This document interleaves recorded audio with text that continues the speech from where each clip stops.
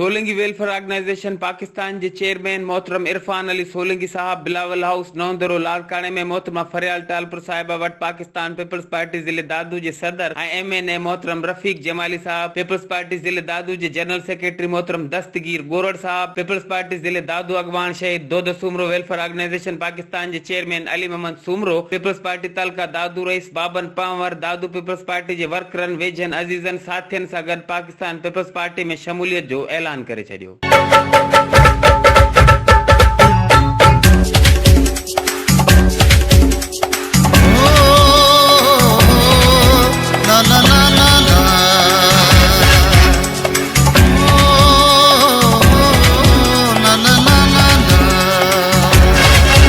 असी डिजणा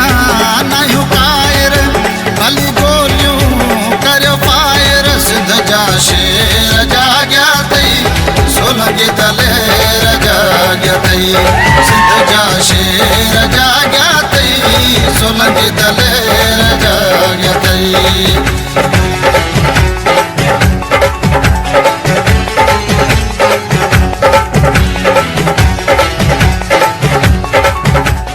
तकरीब में मरकजी अहदेदारन में Solangi welfare organisation Pakistan vice chairman Imdad Ali Solangi, मरकजी सदर इंजीनियर इमदाद हुसैन सोलंगी, मरकजी सीनियर नायब सदर इंजीनियर अली अहमद सोलंगी, मरकजी सीनियर नायब सदर डॉक्टर अलादीनो सोलंगी, मरकजी नायब सदर मंजूर अली सोलंगी, मरकजी नायब सदर जान मोहम्मद सोलंगी, मरकजी नायब सदर डॉक्टर अली गुल सोलंगी, मरकजी general secretary Fida Hussain Solangi, engineer Zafar Ali Solangi, Zulfikar Ali Solangi, member CEC doctor Rahmatullah Solangi ऐं सिंध के मुख्तलिफ जिलन तालुकनि जे उहदेदारनि जंहिंमें कराची ईस्ट जिले के सदर इम्तियाज अली सोलंगी, जिला हैदराबाद जनरल सेक्रेटरी आसिफ अली सोलंगी, शाहिद जान सोलंगी, जिला सांगड़ खां अली हैदर सोलंगी, अली जाफरी सोलंगी, जिले नवाबशाह का general secretary Asif Ali Solangi, senior नायब सदर साबिर फराज सोलंगी, जिलो नौशरो फिरोज जनरल सेक्रेटरी अब्दुल रऊफ सोलंगी, सदर तालका भिरिया गुलाम मुर्तजा सोलंगी, जिला खैरपुर मीरत सदर Khan Mohammad Solangi, general secretary Mohammad Azam Solangi, Sukkur division organiser मुरीदाबाद Solangi, जिला शिकारपुर सदर किफायत हुसैन सोलंगी, GS हबीबुल्ला सोलंगी, जिला जैकबाबाद सदर मीर अब्दुल मालिक सोलंगी, जिले दादू सदर हाजी रमजान सोलंगी, शाहनवाज सोलंगी, मुनवर सोलंगी, मोहम्मद अयूब सोलंगी, अली अकबर सोलंगी, मजहर हुसैन सोलंगी, मोहम्मद अशरफ सोलंगी, साईं अकबर अली सोलंगी, शाहिद हुसैन सोलंगी, अहमद नवाज सोलंगी, शाह जमान सोलंगी, मंजूर अली सोलंगी, रहमानी नगर सीताफा अली सोलंगी साणस गॾु हुया।